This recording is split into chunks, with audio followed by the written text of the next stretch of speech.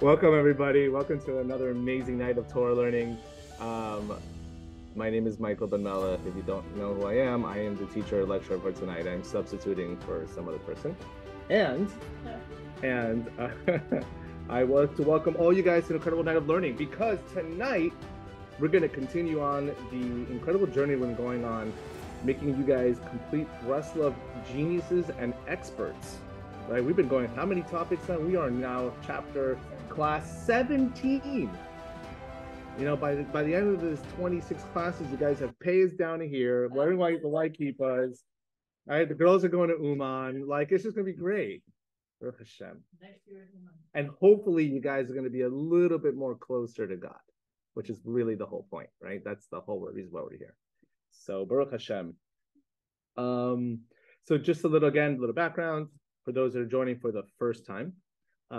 This class is called The Life of a Breslover, based upon a book called Seder Hayom.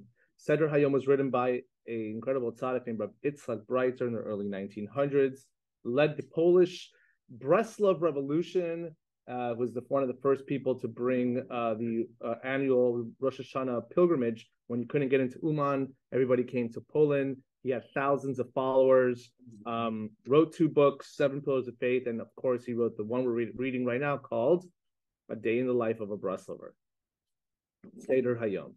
And Baruch Hashem, we've been going on this now for quite some time. We are up to number 17. Essentially, it's all about doing one thing, living a high life of being very close to Hashem. How does that look like? How does a day look like, right, for a Breslover who's trying to follow the path of Rabbi Nachman? And what we're doing in this class is, as again, just explaining for the first timers, you'll see right now, we're going to start off. It's literally going to be a little tiny paragraph of what he says of an item, a line item that a person's supposed to do or be like.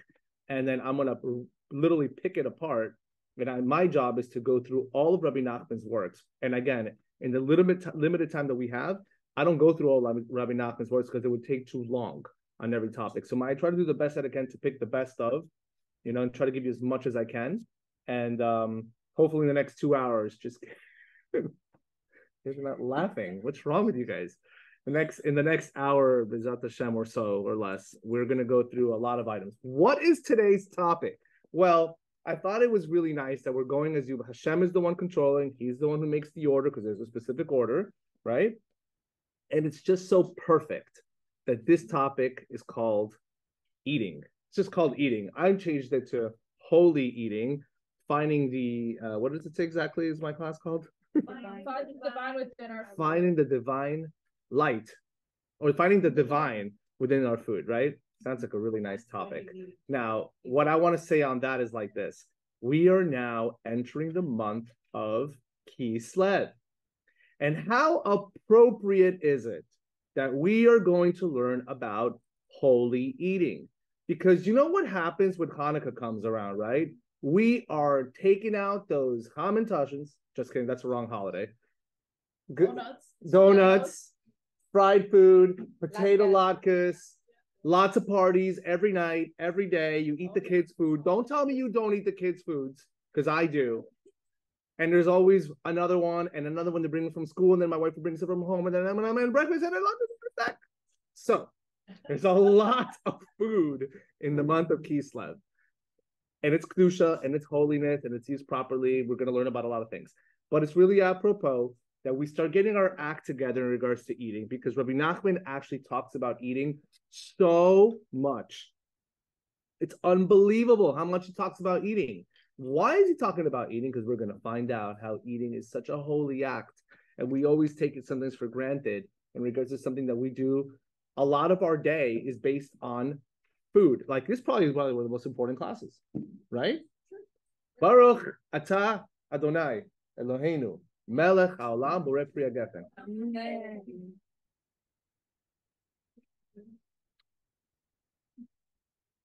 Rule 1, say a blessing before you're drinking wine.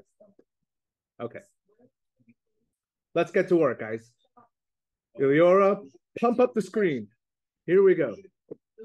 Okay. What does Rav Yitzchak Breiter say? And he begins. Here we go. One needs to eat calmly, calmado, with tranquilo, with proper manners. Proper manners, you hear me? While eating, one should neither get angry nor talk unnecessarily. Don't talk too much while you're eating. Also, very important item that a lot of people forget, he should study Torah or say words of Torah when you're sitting down to eat.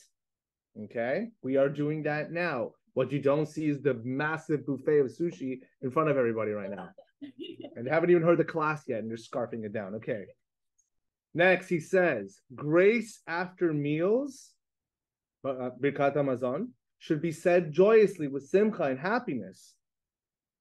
This brings about an illumination of supernal will, a longing and a desire to go in the way of God. If a person recites Birkat Hamazon with happiness and joy, what's going to happen? You're going to want to have more desire to go and get closer to Hashem. He continues and he says, similarly, when satisfying or taking care of any material need, meaning if I'm eating any food, drinking anything at all, anything that's material, even buying clothes, shopping, etc., one should intend that it goes aligned with the God's will and his plan. And a result in doing that is a unification of the Holy One, blessed be He, Blessed One, and his Shekhinah. You are doing incredible higher level consciousness of connections of Hashem's, so to speak, himself in regards to when you do that. Okay, now let's just get because there's so much to say. So I just thought, let's start off with this one because we are now in the month of Kislev. What is the month of Kislev known for? It's, first of all, it's a month of a person needing to have a tremendous amount of emunah and faith, because in order, as we know, Kislev is also about the concept of miracles, right? Who doesn't want a miracle to be performed for all of Israel, for yourself, for your family member, right? Everybody wants a miracle, right? What does Rabbi Nachman say? Let's just start off with this. This is from the Aleph Bet book. When a person manages to break his desire for food, God works miracles through him. You're asking me why I don't want sushi right now? Let's start with line item number one. I had my dinner. Technically, I'm done. Can I have more sushi? Absolutely. I want miracles, baby. Let's go. Now, let's learn a little bit of Likutei Moharan. This is a little bit harder. We'll try to move through it. These chapters are really long. It took a little bit. Okay, here we go. Rabbi Nachman says, scroll down a little bit.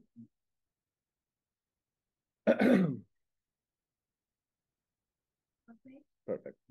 We're on the second page. He says, V'chol. Hold on. Okay, so you guys don't have it in Hebrew. That's okay. You'll have it in English. Now, all the desires of the body are an aspect of klipot, evil forces. What are evil forces? They're evil entities that cling on to kedusha and holiness. We, as holy beings made of light and kedusha and holiness, klipas hang on to us. Okay, this is the way it works sometimes. Okay, ki hatavot hem motarot. He says because these physical desires that we have, they're foreign, they're outside, they're from your body. They're not your neshama, they're your body. They're desires that a person has. Why? Because if not, the body couldn't exist without them. In order for me to live, I need to eat. If I need to eat, God gives me a desire to eat food or I'm in big trouble, right?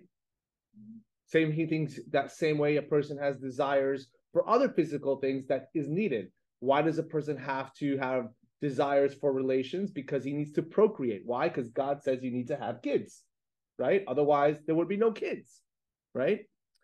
So this is something that a body needs, right? It couldn't exist without it. But therefore, even if that's the case, klipot, this outside extraneous force, hangs on to that.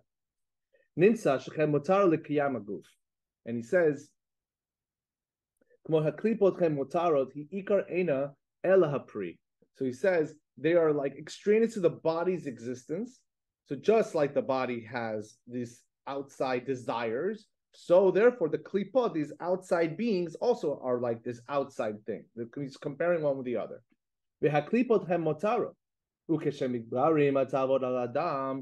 So he also says one more thing, because the main thing is only the fruit, whereas the klipot are extraneous. What does that mean? He says, if you think about it, you have a fruit, right? And if you have a fruit and you peel off the peel is considered the extraneous. It's the outside, it's the klipa, covering the inside of the fruit. Yes? Are we good with this simple idea? Klipot are the outside part. La cáscara. Thank you so much for all my Spanish people. Cáscara. Therefore, let's look at that as klipot. When you have a fruit, sometimes you have to take the peel off in order for you to enjoy the inside, like an orange, for example, right? So he says, he says, so when physical desire overcomes a person, is the evil forces overpowering holiness. When you are overwhelmed with physical desires, you need to know and realize that what's going to happen when you're doing that? The klipot are going to come in, override, take over, and try to take over the sparks of holiness, which is going to show you another very important thing, the concept of intention. So for example, just to make it a simple story, let's say I'm starving, I want to go to Michael's class, I'm so hungry. Yeah? And what happens? I come and usually I have like, I don't know, like 5 pieces. No, I'm going to take like 20 pieces of sushi. And not just that, but I'm like, boom, boom, boom, boom, boom, boom, boom, boom, right? Now, could I have gone there, look, I'm hungry, but like, okay, like, no, like I'm going to take my time. I'll take 6 to start, slowly eating my food. No, I'm like, what happens when you're already with those intentions? The klipas just start relaxing. What's going to happen when that happens? The klipas, so to speak, go, ooh, where are your desires at? That doesn't sound so holy to me. Let me latch on to you. So they're not on you right now because it's up. But that's the idea. Okay, it's real. Rabbi Nachman's telling you this is real. Okay, now check this out. Gets a lot more fun. So now Rabbi Nachman goes into different concepts. He says the primary physical desires that a person has are compared to Pharaoh's 3 officials. Good old Pharaoh. The Sar Hamashkim. Remember, he had this guy who was the wine steward. Should know them from the stories of Yosef, right? You had the wine steward, Ha'ofim, the baker, the Tabachim, and the butcher. You remember these guys? Yosef was in jail. He was in jail with the wine steward, and he was in jail with the baker. And the butcher was actually Potiphar. Potiphar was the guy who was the one who was the owner of Yosef, right? So you have these specific things. He's comparing these 3 guys to the 3 physical desires. Shehem, Kane, Uveshet, Uveridin. And now he says he's taking these 3 and he's going to compare it to 3 different parts that are here. One of them is called the trachea. Another one is the esophagus. And the other one are the veins. 3 parts. We're going to take a look at a picture I took here. As you know, we also have a science class. Sometimes I like to show you the graphs. We'll get to that in 2 seconds. Just relax. Ki ikar eno ela hapri. Sorry, excuse me. So he says, Shechem bechina tavot achila ushtia. So what are these? Basically, these are connected to these 3, the trachea, the esophagus, and the veins, which are all right here. They are the aspect of the physical desire for food and drink. What are we talking about? Let's go down for a second. If you don't mind showing them the graph here, Elior, just scroll down a little bit. Hey, here we go. Look at that. I found that myself on the internet. So what is this? Take a look at this. The windpipe is the trachea, and the esophagus is the food pipe. You see that there? Nice. Wow, look at that technology. Beautiful. Good job. Now, and you also see there's some veins. These are the 3 things. And he's saying that the aspect, the desire that I have to eat, oh my God, I need to eat for food and drink, is connected with that area. Okay? Now, he's connecting these 3 parts to the 3 different of Pharaoh's servants. Okay, and we're going to see how they're all connected.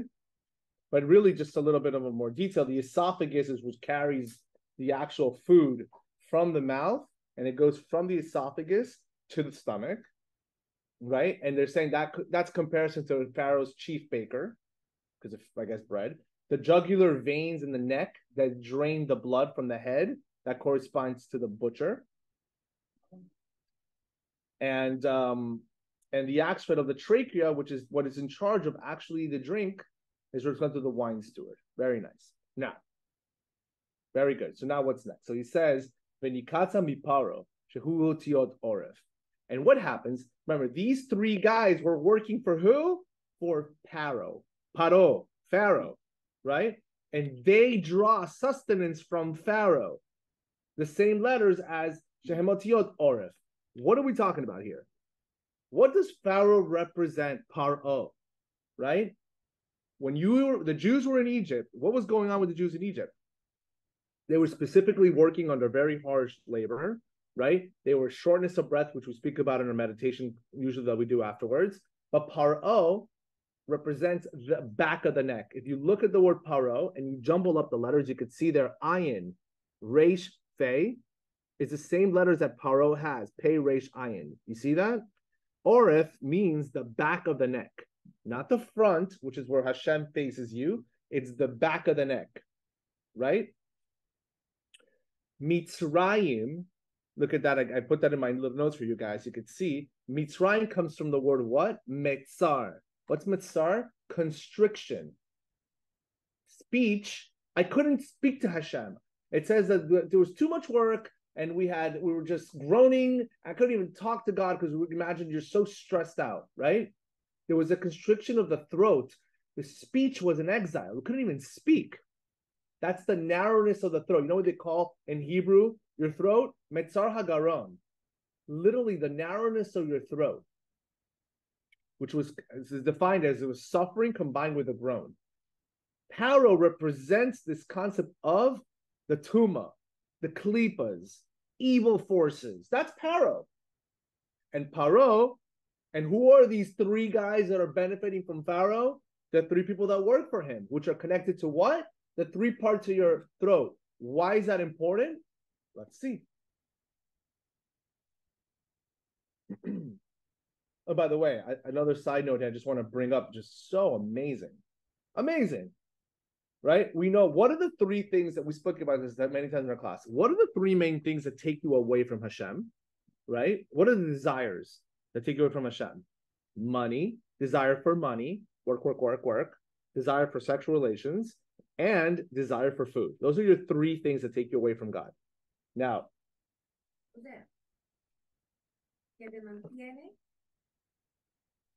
el nivel, mantiene al alma en el nivel más material, o sea, no logra ascender la conciencia. La conciencia ni te da interés, algunas veces no tienes tiempo, no tienes nada. Te saca de Dios totalmente. Entonces, sorry, Spanish. She was asking what those three things do. The more you give to the material, the less you have for the spiritual. So now what's interesting, I think, is if you think about those three, right? The most serious one out of all of them is going to be the concept of having the high desire for sexual relations. That's what really takes you away. However, that being said, what is the hardest one to get rid of? Food. Do you know why? One of the incredible insights I saw here is fascinating if you think about it. Because if you think about it, when the moment you are born, you need to have a desire for food. You come out already looking for your mom's, right? To get milk, right? So because that's the first part of your human cycle, and it's an oral thing too, right? It's coming from your mouth, right? It's the first pleasure that a first person gets. That's the hardest one to get rid of. Isn't that interesting? I find that fascinating. That must be the most important to do first. Correct. So, just some ideas there. What's the main concept just to bring that home? Pharaoh, evil. The three things here that are the three bad guys, so to speak, that take you away from Hashem. Notice where they are. They're right here. The front of your throat, where is the food comes from. So we already know that if you are not doing things properly in the concept of food and eating, which we're going to discuss a lot of things, you should know you're connecting yourself to Pharaoh and his henchmen. And Pharaoh is obviously no good. It represents being in exile, being in Egypt. His three bad guys that work with him: the butcher, the wine stewardess, and the baker. Does that make sense? Yeah. That's pretty cool. Yes. Okay. Now, but then on the flip end, what Rabbi Nachman flips it back and he says, okay, she'ochel. Sorry, 1 second. Let me find my place.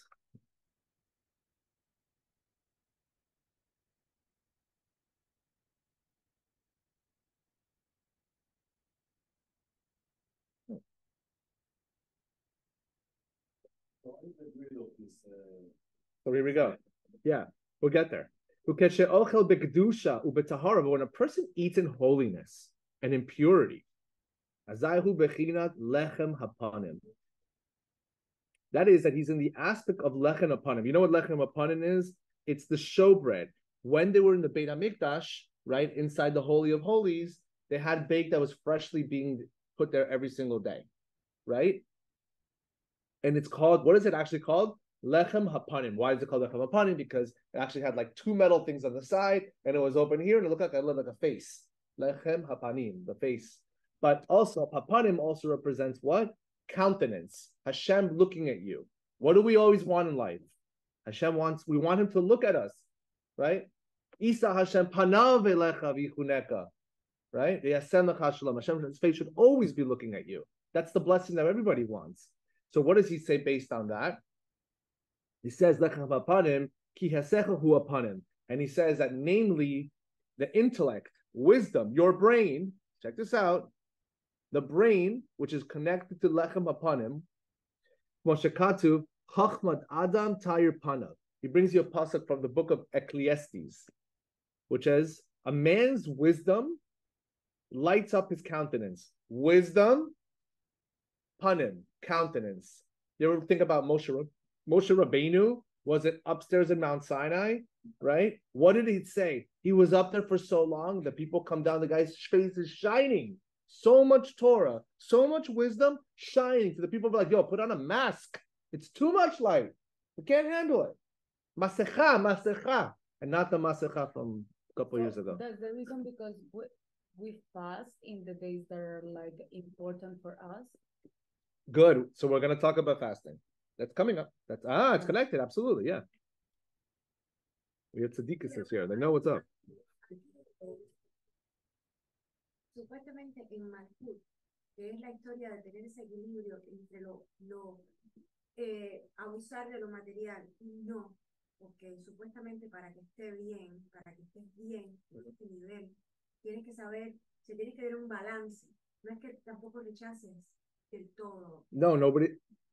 Yes, what you're saying is correct. It has to be, of course, there's a balance, but everything has to be done properly. We're going to talk about it. I want you to do me a favor. You got to write down all these questions. We're going to ask. I want you to go boom, boom, boom, boom. And all in one shot. Pero escríbamelo, please, because we're going to have time to talk afterwards. So now, that being said, look what Rabbi Nachman says. A man's wisdom, brain, lights up his countenance. So he says, when a person is not eating in holiness, what happens? Azai oved panav. He loses his countenance. Bye-bye, intellect. See you later, wisdom. If I'm not eating in kedusha and holiness, boom, gone. And what happens? He falls into this concept and aspect of sleep. Now, sleep, obviously, let's call it for what it is, right? There's plenty of foods out there that I can eat, and it's going to make me go, right? You know what also makes you want to sleep? When you eat a lot of food, right? Right? Yeah. You better be good with your texting. Oh, perfect. Thank you so much. Guys, listen, there's been, okay, a little background. It's pouring in Miami right now. Pouring. Like, it was like a sea to get out of here. So a lot of people can come here tonight. So it's a smaller class. I'm just having more fun. I hope you guys enjoyed on the Zoom, because normally I'm a little more like serious. Okay. So I could just have fun tonight. Look, I don't even have a suit on. Just like to wear my t-shirt. Okay. Now, notice how, but again, look what Rabbi Nachman's saying. It's so amazing. You overeat, there's physical tiredness and there's spiritual tired. And you all know, come on, don't play with me. Iliara, the more you eat sushi, the more your brain goes, like, come on, you know that's how it works. When a person eats a lot of food, the last thing I want to do is go to a Torah class.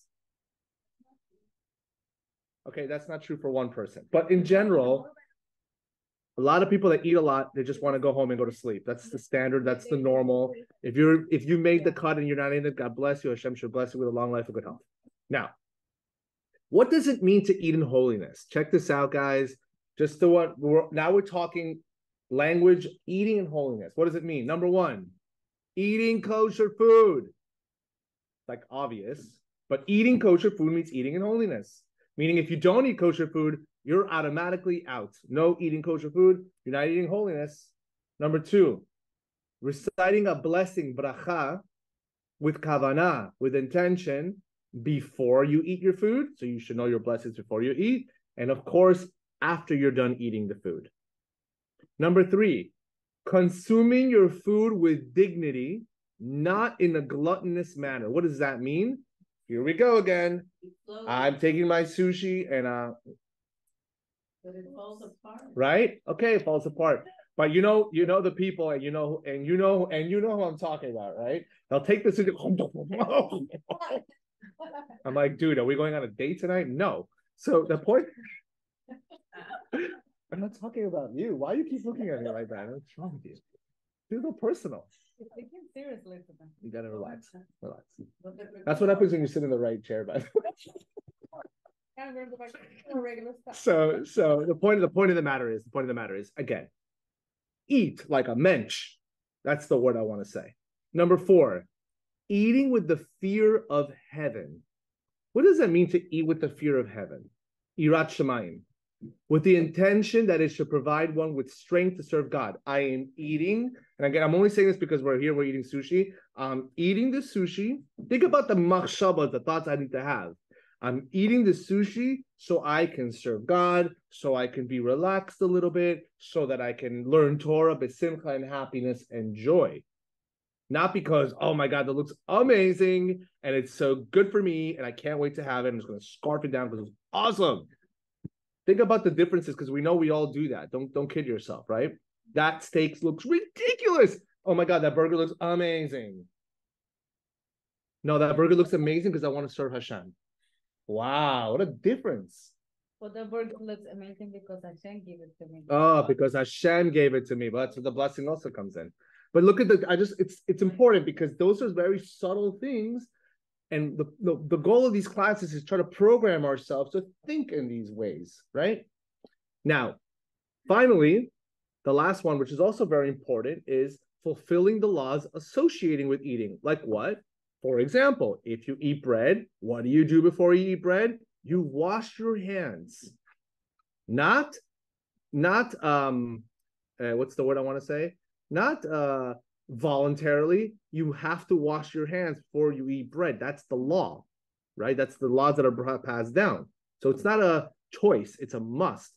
Some people also will tell you if you eat vegetables that are wet, certain like that. That's why in Pesach we wash our hands, right, with water without even saying a blessing. Why?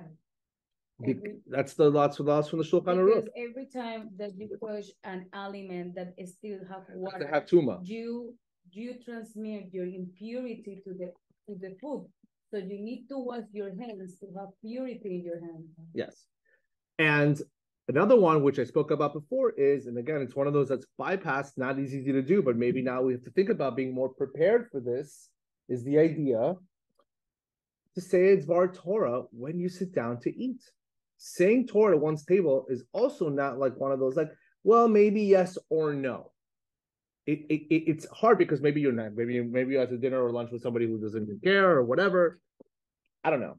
But try to figure out a way, especially if you're definitely two people that are somewhat, when you guys are going out, it should not even be negotiable. Somebody needs to be prepared with Dvar Torah. Yeah? Check. Amazing. Now, Sure. So we've covered a little bit. Now what's next? What we eat. Let's scroll down a little bit. Okay, Rabbi Nachman teaches something amazing. He says that the nature of the food a person eats gives rise to a similar temperament within him. The most obvious requirement concerning what we eat is that we eat kosher food. Non-kosher foods and products lead us into the hand of Pharaoh. We spoke about Pharaoh being the guy who's connected to this part here. We just spoke about it. If you eat non-kosher food, that's like the biggest no-no out of all of them. Because now you're right, automatically right there, your intellect goes, see ya. Kedusha goes, bye-bye. That's why eating kosher food is so important. It's so important. Okay. Take a look at this pasuk from Leviticus. Al tishsetzu et nafshotechem bechol hasheretz shoretz v'lo hitama'o bechem v'nitmatem bam. You shall not draw an abomination upon yourselves through anything that swarms. You don't want to get any klipa on you through any food that swarms, right? Any animal that swarms on the different areas, I guess, on the floor. You shall not make yourself impure and thus become impure. Why? Look at what Hashem says in English. For I am Hashem your God. You shall sanctify yourselves and be holy. So he's already connecting what you eat to Kedusha and holiness. You see it there, right? It's the same pasuk right afterwards. You shall not make yourself impure through any swarming thing that moves upon the earth. No worms, guys, right? What does Rashi say on that pasuk? What is he talking about?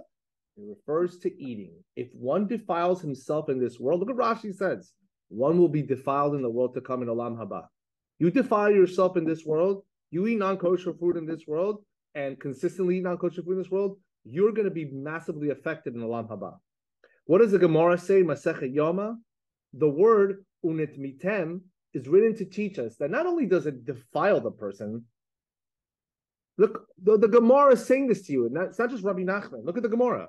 When you eat food that's not kosher, you are literally making yourself foolish and spiritually insensitive. That's why it's so important to have kosher food, because when you eat non-kosher food, remember I gave the analogy last week about the light bulb that got the graffiti on it and now it's all black? How did that black get there? Non-kosher food, okay? That's one of the main ones. Big one. Now, this one is one of my favorite ones because a lot of people don't know and a lot of people may or may not care, or some people are going to be like, oh, no. Here it is, because this is the big one. The Rebbe warned us very, not strongly, very strongly, not to eat raw onions. Cebolla cruda. It made no difference whether they were mixed with oil, fat, or eggs, even on Shabbat. Oh my God. The Rabbeinu is he talks about, really, that's like the number one thing. Look what he says. But this is from Rabbi Nachman's wisdom. Guys, listen to this. Yawa. The Rebbe ridiculed this practice, saying, how can they claim that it's a good custom to eat something as harmful as this? The Rebbe said that onions are harmful in many ways, and he counted out numerous illnesses that can be caused by them. Although the details were not preserved, the main lesson was that onions should be avoided. Even if they're mixed with something else on Shabbat, the only safe way to eat them is cooked. The entire conversation came about, look at this, because we mentioned to the Rebbe that we heard that the Baal Shem Tov, his great-grandfather, had spoken very strongly about eating raw onions. And the Rebbe agreed that this was true, and he began to reckon numerous reasons for it. It was at this time that we heard the above. Raw onions. I literally was being served raw onions tonight in my house with an incredible, awesome, salmon. My wife went online on Instagram, these those meals that in 3 seconds, right? They got the salmon, got the avocado and shit like that. I'm like, no, not the onions, are just honey, no. It's crazy because we start thinking about ceviche. Ceviche is a problem. So if you eat ceviche, make sure don't put the onions. Sorry, Colombians, I'm sorry. I'm sorry. Los tacos, Peruvians, los tacos es lo primero. Los tacos mexicanos. tacos. What? His reasons, he didn't go into all the specifics, but it's spiritually bad for you, and it says it gives you sicknesses. Fíjate que es el único vegetal. Es el único vegetal. Yeah. Yeah. Yeah. No, רב אליהו, רב הראשי בישראל, רב מרדכי אליהו, he said not to mix garlic and onion together. Garlic and? Onion. Oh. Not to mix garlic and onion together. Okay, so there we go. Another wise fact coming from a different rabbi from somewhere else. Don't mix garlic and onion together. Again, that's not what I'm talking about here, but that's what is being said in the back. Now, that being said, I also thought about it on a very, if I think about I want to think about it for fun. And if I want to go to spiritually, every sort of object in the world, where if you think about it, has a source of any sort of spiritual power that it has. I just thought about it like this. Rabbi Nachman is all about what? Simcha. What do you do when you cut the onion? You cry. Maybe. Cute. But there's something to be said. Why is it that onions make you cry? I don't know the answer to the question. Yeah. I know this got the chemicals and all that stuff. Gas. Whatever, it's an eccentric feature of what it is. Perfect. Let's move on, but just keep that in mind. No raw. If you're walking away with one thing tonight, it's no raw onions. Sorry, guys. Up a little bit. Stop. Rabbi Nachman's Wisdom, chapter 143. Look at this. Rabbi Nachman, love him. He goes like this. Ready? Scroll down a little bit.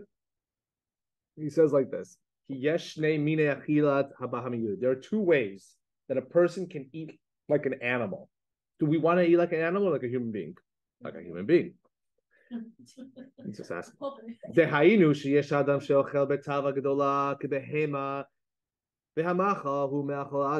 He says some people eat human food. Okay. Kosher food, let's say human food, with an animal's appetite. Right? That's one way. And he says, I'll just go in English, that others eat like humans, but their food is only fit for a beast, aka non-kosher food, as an example. Sparks of holiness reside in food. And if these sparks have not been sufficiently purified, the food is only fit for a beast and man, meaning if you have a piece of meat and there's still blood on the meat, an animal will eat it all day long. A human will eat all day long. But for us, if there's no sparks of kedusha and holiness in it, it's not good for us. It's bad for us, right? So then Rabbi Nachman says, listen to this. Eating like an animal in either of those two ways that I just mentioned to you right now leads to fevers. Whoa. So you're telling me that if I overeat like an animal and I pig out, I can get a fever? Yep. That's what Rabbi Nachman says. It's written. Look, and he brings you some psukim to support. I'll say in Hebrew. V'zeshekatu. Hirkapta enosha roshenu. Dehainu keshanu madrega katana she'adam gadol mimenu she'anu yecholim mishnei hamachalim. It's written, you have caused men to ride over our heads. You have caused men to ride over our heads. We have gone through fire and water. That's a pasuk in Tehillim. When we eat like an animal, we are on a lower plane. What happens when you're like an animal? Let's just call it a horse or a donkey. This is when men ride over our heads. What rides over your head? And a guy, right? He's riding like a horse, right? When you eat like an animal, you are like literally like an animal. And then as a result, listen to this, because you're like an animal, look at the second part of the pasuk. We have gone through fire and water. What does that mean? You get heat. Fire and water represents the heat and chills of fever, right? When you get really sick, yeah, you get hot, and then you start sweating again, and then your whole body's all wet, yeah? And then you get hot, and then you get wet. Fire and water. That pasuk he's bringing down to you to show you that when you eat like an animal, fever comes. Rabbi Nachman says, physicians, doctors say that fevers come from overeating. Now he says that's on a physical plane. The doctor goes, oh, you ate too much food, you're gonna get sick. You're gonna get a fever. So Rabbi Nachman is talking about, yeah, that's on a physical plane, but it's also true on a spiritual level. When man has holy knowledge, he then has holy love and fear. He has ahava and he has ira. When your mind is intact, you're very connected to God. I love Hashem and I respect Hashem. You're in a very high level. Yeah? So he brings you another pasuk to support this idea, which we're going to skip over. And then after that, he says, when one eats like an animal in either way, whether you eat overeating or you eat non-kosher food and you eat it like a normal mensch, but you eat non-kosher food, one falls from the level of holy knowledge. One falls away to a subhuman level. One then descends to the level of this concept of the fallen love and fear. So basically, Rabbi Nachman is telling you how serious it is. Again, this concept of how you eat properly, because as you can see, what can happen to you physically, you can get a fever. Spiritually, for sure, you're out. So this is also about self-control, like yes, the importance of self-control. Absolutely, big time. Next, scroll down. Luke Haran 257. Look at this. Rabbi Nachman says, when a person eats more than he needs, oh my God, guys, how often does that happen, right? You just asked me right now. I just got to this class. I had a dinner. I was cool, right? There's so much sushi here right now. Trust me, I want to eat that sushi that's in front of my face right now. I'm holding back because technically I don't need to eat. Okay? What does Rabbi Nachman said? This is an incredible Torah, guys. Pay attention. The excess food, if you eat and you eat more than you need to eat, that excess food is harmful to him. Why? Listen to this. Because everything has a root from which it gets its vitality. Vitality means energy. Everything. Food has its source of where it gets its energy from.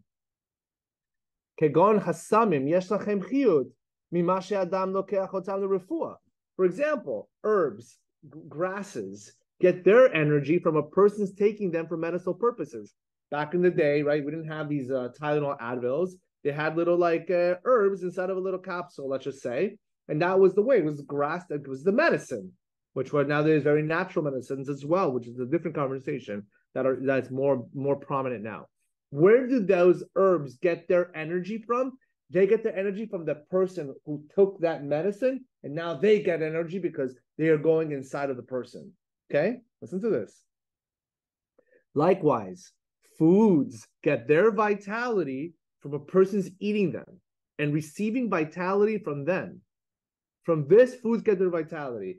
I had a piece of sushi. Again, sushi is the topic of the night, right? I had a piece of fish. I put the fish. The fish is getting its energy, even though it's not alive, so to speak. It's getting its energy from me as a human as I eat it, okay? That's where foods get their energy from. However, listen to this. When a person eats more than he needs, the excess food has no one from whom to receive vitality, since the person has no need of it. I ate this. Okay, I'm full. I'm full. I'm done. I do not need to eat more food. And let's be more fair for the general populace. I'm not talking about like the super healthy where I had, I don't know, 6 pieces of sushi. Hypothetically, can I stop? Yes. Okay, I went to 9 or 10. I'm just saying, whatever, right? But when you go from 10 to 15, 16, I'm just saying, right? You're overeating at this point, okay? Look what Rabbi Nachman says. The human is done with what he needed. He's done. The food's inside my stomach. Let's have another sushi. I'm done it. Let's say, again, it's quick and simple. 9 was the cutoff point. I'm having 10, 11, and 12 sushi pieces. What happens? So he says, it's as if the person puts this excess food into a basket. What are you going to do? You put a food into a basket, that food's not going to get energy from it. So what happens now with this extra pieces of sushi that are inside your body? The excess food that you put in seeks vitality for itself in order to give itself life. Oh my God, I don't know where to get the energy from. The guy already doesn't need me anymore. I'm inside his stomach now. By drawing out the person's vitality, I'm going to suck out the energy of that guy because I don't know where to get the energy from. Thus, you get tired, right? How crazy is this? In a good way, crazy.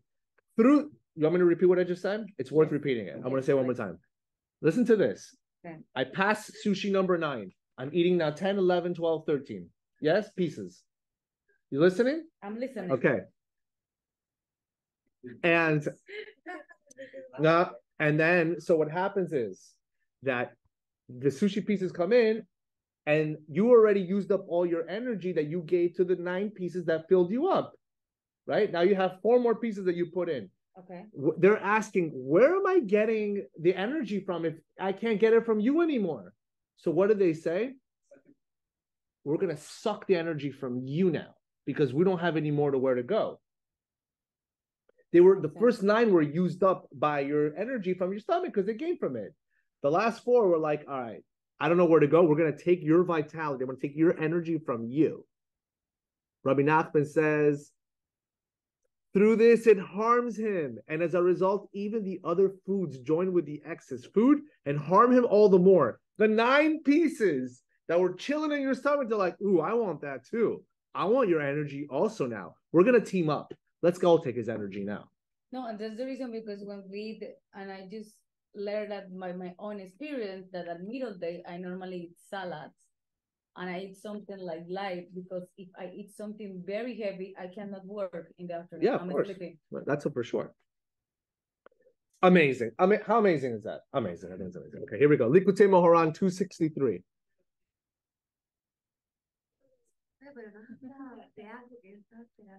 Yeah, I think. Here we go. This is just also Rabbi Nachman. I took a little segment of the Torah. It's amazing. This is what Hashem said to Adam, the first person ever in the world. He said to Adam,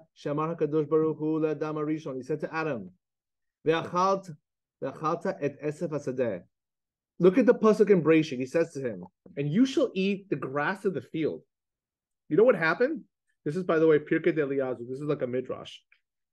God is telling Adam, you shall eat from the grass of the field.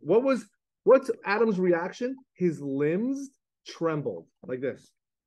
Oh my God. Oh no. What? Is that what he said? He said, will I eat from the same feed bag as, I'm not even going to say that word because that's the translation of it. Will I eat from the same feed bag as the donkey? The donkey eats grass. I'm going to be eating the same thing that the donkey eats. Once Adam heard, the next pasuk was, and God says to Adam as a punishment, his punishment when he ate from the tree of knowledge is by the sweat of your brow, you will get bread to eat. You're going to need to now work to actually eat bread, right? His dot, his mind, it says in the Midrash, his mind was calmed down. He was trembling before when he's talking about the idea of eating the same food as an animal, okay? Now he was calmed down when he knew that he's going to eat bread. Look what this says. This is what our sages of blessed memory taught. When the Holy One said to the first man, and you shall eat the grass of the field, his limbs trembled. He said, will I eat from the same feed bag as a donkey? His limbs trembled. You know what it means when your limbs tremble? That's like a fever. That's like a fever. Remember when you get fever? Like this. Yeah, I'm trembling. Yeah? Which comes from the grass of the field, aka what's grass from the field? Food that is fit for animals. Sickness, fever. Like meat. Huh? Meat is good. Meat is not an issue. And this is the explanation of what they said. Once Adam heard, by the sweat of your brow, you will get to eat bread. His dot was calm. Why? Because the reason is fever is the aspect of a blemish of dot. We spoke about this, that when a person loses her mind, you can potentially get sick and get fevers, right? And we spoke about that dot is produced from the concept of fire and water. But the idea is, look at this. Once he heard by the sweat of your brow, Adam hears this, you can have now bread from the sweat. What do you say sweat in Spanish? Sudor, right? Sweating cures sicknesses, no? If you have a fever and you're sweating it out, it means that the sickness is coming out of your body. So when Adam heard, oh, I can have bread, I get wisdom. Thank you, Hashem. Because I don't want to lose my wisdom by eating like an animal, because that will give me fevers. When he heard the bread, the sweat of your brow, it cleared up that fever, the hot.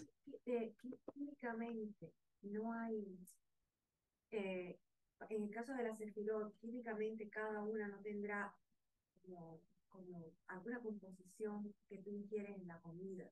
Por supuesto, son cosas químicas. No tendrá química, te estoy hablando de compuestos, orgánicos, lo que sea. No tendrá cada sefirot un compuesto I don't know the answer to that. If the sphere pueda sphere is alterar. connected to the food, I'd have to look into the sphere connected to the foods. There's for sure, I'm sure I can find that information out. That's very interesting. To look at the spheres, how they connected to food. Another very important thing, and I will tell you it's a story that I relate with a lot. Look what it says. Aleph Bet book, eating. The altar abolishes evil decrees, atones for sin, nourishes and endears. One's table is comparable to the altar.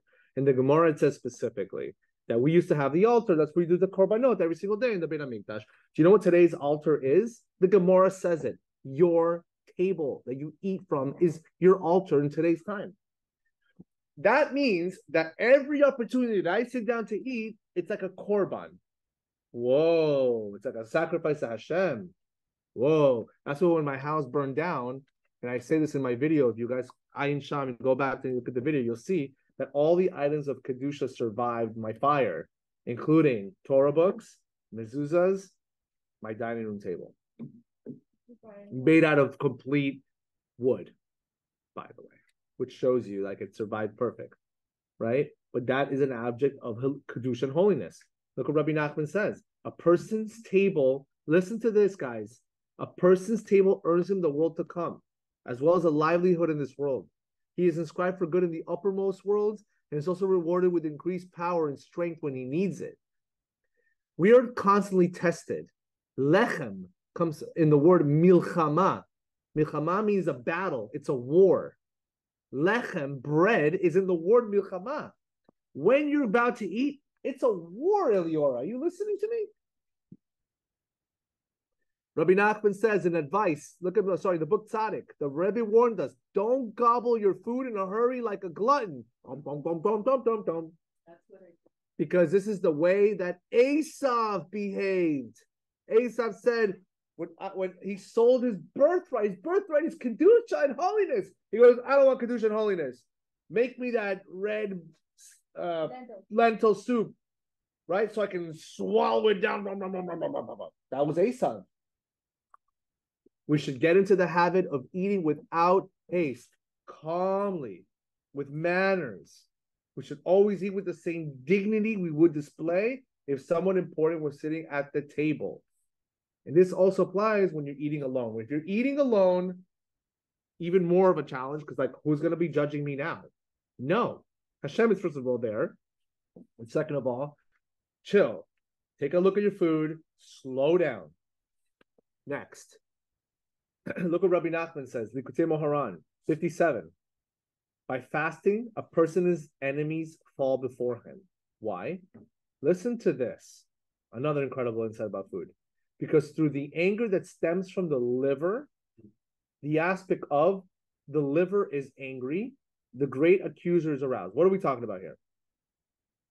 Your liver, which is right here, literally right here, okay? Anger, when a person gets angry, it goes to your liver. Okay? That's in Masechet Brachot. The liver is angry. This is, Rabbi Nachman says, this is Esav, Edom, whose place is in the liver. Why is Edom, Esav, in your liver? Because he's called an Edomi, the red one. Why is he the red one? Because he's the aspect of the liver which is full of dam. The liver is an item in your body that's full of blood. Edom, dam, is from the word blood. Blood equals what? When a person gets angry, they turn red. Red. Goes to the liver. So you see there's an aspect of liver, anger, Edom. What happens when you fast? Because by fasting, the liver is made subservient to the mind. On a day that a person eats, what happens when you eat? The liver is nourished first. Think about this, very interesting. A person eats food. When you eat that food, who gets first dibs? The liver gets it first. Then, after the liver gets it, it's sent up to the mind. Mind gets food second. Liver first, mind second. So therefore, he says on a regular day of eating, the prominence in the rule goes to the liver. But when you fast, and let's talk about it from a regular, general daily fast, let's have it for fun and let's call it also intermittent fasting, which is pretty healthy. Yeah? When you fast, then the mind is nourished first. And afterwards, the mind sends food to the liver. Do we want the mind to get first or the liver to get first? Mind. Kedusha, holiness is wisdom. That is, on a day of fasting, the liver is subservient to the mind and the prominence belongs to the mind. Therefore, he says,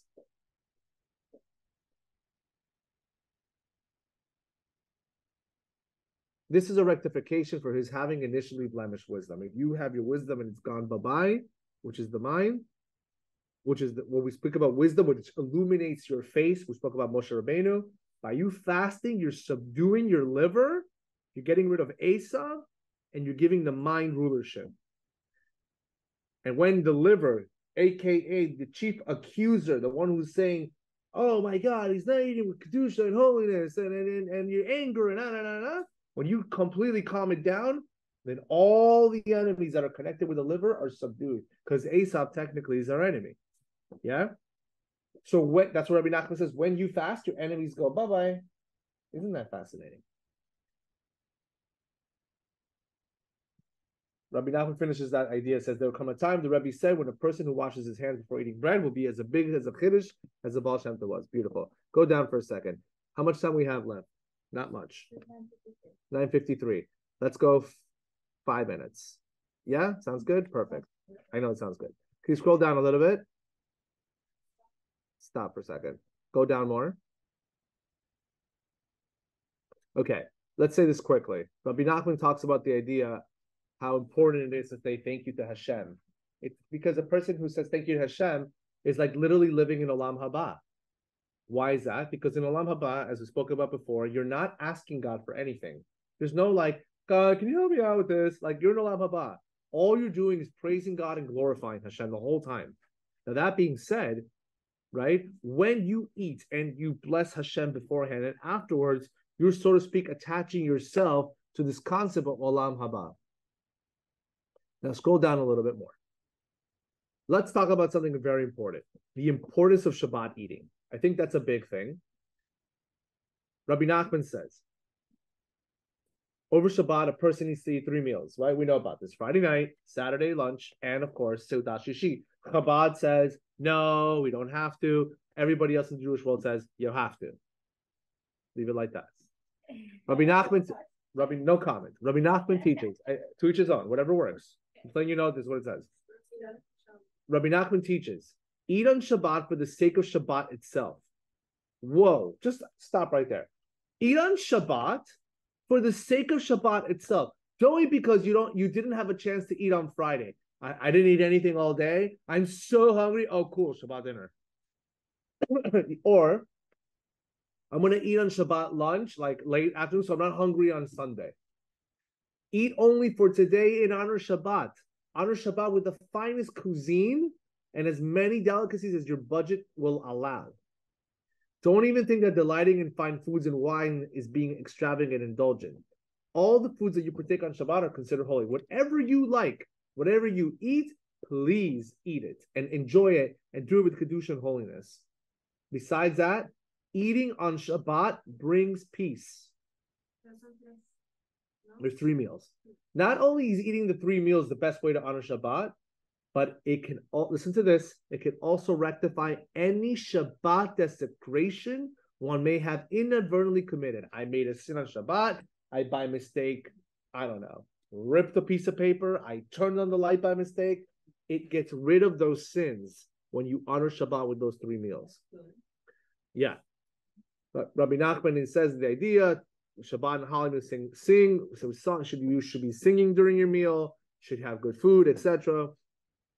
That's how you honor Shabbat, with good food, etc. Now, scroll down. Keep going down. Keep going. Stop. We're gonna do these are. Actually go down a little bit more. Keep going. Let's do this last part, guys. I love these. These are like 3 anecdotes, and we'll finish for tonight. More advice from the Aleph Bet book. Listen to this. If the food a person is the last page. If the food a person eats is pure in accordance with the dietary laws, meaning he's eating kosher food and he eats it with dignity, without swallowing it hurriedly, don't eat it so fast, the powers of his mind will be restored and grow, and his foolishness will be subdued. But if he eats like a glutton, then he'll be overwhelmed with foolishness. He will lose his intelligence, and the light of the tzaddik, this is the hardest part, guys. You guys want to be connected to tzaddikim? The light of the tzaddik will be concealed from him. Sorry, he will no longer be able to learn the love and fear of God from the tzaddik. If you overeat, it's going to be very difficult for you to connect to the teachings of Rabbi Nachman or any other tzaddik. Going down a little bit. If you're conscious that your eating habits are bad, the remedy is, okay, hey, Michael, you got me, okay? All right, fine. I'm not eating good right now, okay? I'm not a good eater. I'm overeating. I'm not eating with like dignity. Hey, I'm not even eating kosher food. Let's just say, I don't know, but let's just not say that's not the case, whatever that may be. What is the remedy? Rabbi Nachman says, give charity to the tzaddik and to poor people who are genuinely deserving. The tzaddik has the power to draw people who are far from God closer, right? We know that the tzaddik has the power to draw people close to Hashem, even if they're doing idol worship. Eating greedily causes the light of God to be darkened in the world. But through this charity, when a person gives that charity, God's light is spread throughout the world.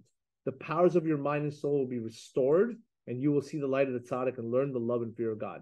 You want to try to figure out a way to get your act back. You want to listen to the words of the tzaddik. Give tzedakah either to the tzaddik's causes or to poor people who really need it. And even more so, I would say, hey, maybe make that effort and have in mind, hey, I want to rectify the way I eat. I'm giving the tzedakah as we speak to help with that. Rabbi Nachman says a very big one, and I'm saying this with open heart because I know not everybody does it, but I'm going to say it anyways because it's in the Aleph Bet book. Go up a little bit, Elior. When a person eats without first washing his hands, right? You're eating bread, you didn't wash your hands. It's as if he visited a prostitute. Whoever ridicules this religious requirement is uprooted from the world. Rabbi Nachman or Breslover was not playing games. You don't wash your hands before eating bread. It's like you went to go visit a prostitute. Why? But why is that? I don't understand. It's not right now. We can't even go into it right now because it's probably a very deep, deep lesson. But the idea is you're stealing. You're taking something from Hashem, so to speak, not properly. Go up a little bit. Go up a little bit. Stop. I mean, go down. Go up a little bit. Stop right there. Look at this.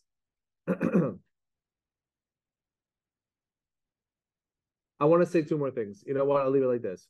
What about alcohol? Let's talk about alcohol. Rabbi Nachman was not in favor of drinking alcohol. He found it like a waste of time. He also said smoking from a pipe, tobacco, also a waste of time. He says it very much explicitly in the book Tzaddik. Now, that being said, on Purim, he'll tell you, get wasted.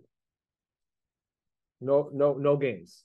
Drink as much as you need to because the reality is he's fulfilling the mitzvah. The law is a person needs to be like this. So he says you need to be like this. Why? Because you don't need to know the difference between Mordechai and Haman, right? So you should drink a lot, and Breslovers in general do drink a lot. There are Breslovers also that don't drink a lot, and they're still very careful what they do. That's fine. But I'm letting you know, in Purim, it's like you have a green light to drink. There's nothing wrong with that. All good. The simcha, enjoy it. No, not necessarily.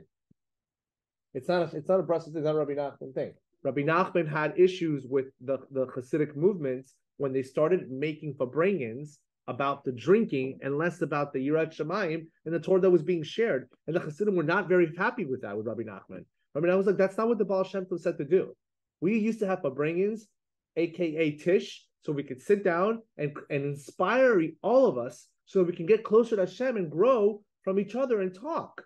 It became from that to like it became a drinking thing first. Then came the Torah afterwards. Right? It's a very different philosophy. Right? And we know specifically today in modern Hasidic movements, where drinking is a thing, and it's fine. Like I said, I think there's also, you ask me, you want my opinion, what do I care? I don't know anything, but there's something to be said. I think the Lubavitcher Rabbi said 2 to 3 shots are good. After that, you're done. Why? Because the whole point of the drinking the alcohol is to open you up, open up your you're so close that I can't even share something, you know, like, so alcohol opens you up. And that's why he said it's okay, but there's a limit. Fine. The last part is, and this is what I'll leave everybody with tonight, B'ezras Hashem, is like the lesson of all lessons is, look, when it comes to eating properly food, a person needs to know that it's not easy, as we spoke about this, okay? Let's not kid ourselves. It's the hardest thing to change, whether it's how much you eat, right? Or how you eat, or how conscious you are with your intentions. We spoke about this earlier in the class. You know what the solution to all of this, Rabbi Nachman says? You have to pray to Hashem to help you in this department. Pray to Hashem. Hashem, I want to be able to eat properly. Please help me to live a life on a high level of eating food. When I see food, please don't let me go and get crazy excited about swallowing down every food. Help me look at the food and look at it for what it is. We spoke about in other classes how there's neshamas that are trapped inside the food that are waiting for you to just say the blessing to elevate those souls that are trapped in the food, right? If you just scarf it down, where's the kavanah? Where's the intention there, right? These are serious, serious things, but there's a lot to be said on this. So the idea is to pray for that. No, how often do you pray to Hashem? Hashem, help me eat better. Hashem, I want to lose weight. Help me be able not to be so hungry. Help me control myself when I eat, right? These are real prayers. Rabbi Nassan has beautiful prayers in the Kutei Tefillot about eating and eating with Kedusha and holiness, etc. We did not have an opportunity to do this. I want to say one more thing, which is an amazing thing. On the meditation retreat that I went with the Elevation Project, when we did this thing a little bit less than a year ago, one of the things that we had to do, that we were taught how to do, was on Shabbat to be able to eat like a tzaddik. Okay? Because when tzaddikim eat their food, as you can see, they don't eat much. You know, a little big, okay, they're fine. That's it. They don't need more. How is that possible? Like, aren't you hungry? Like, don't you want to eat more food? And the reality is we learned something amazing. And if you do this as a give us an antidote, if a person has the actual patience and time to do this, it's an amazing, amazing thing. We were going to do it tonight, but unfortunately, we ran out of food, so we can't do the drink. Just kidding. Okay, but the idea was like this. We were served an incredible, incredible meal on Shabbat. We were starving. We hadn't eaten all day, okay? You know, so it's Shabbat lunchtime. We haven't eaten a thing. Fine. They serve us an incredible smorgasbord you've never seen. Okay? How amazing the food was. So the Rav says to us, and Daniel Katz says to us, he goes, okay, everybody get your food. You're going to see your food on your plate. Get your challah. Take your challahs. Okay? He goes like this, I want you to first, we were already in a very high level state of consciousness, already going into this for a couple of hours. Okay? And he says to us, okay, now wash your hands, again, with kavana.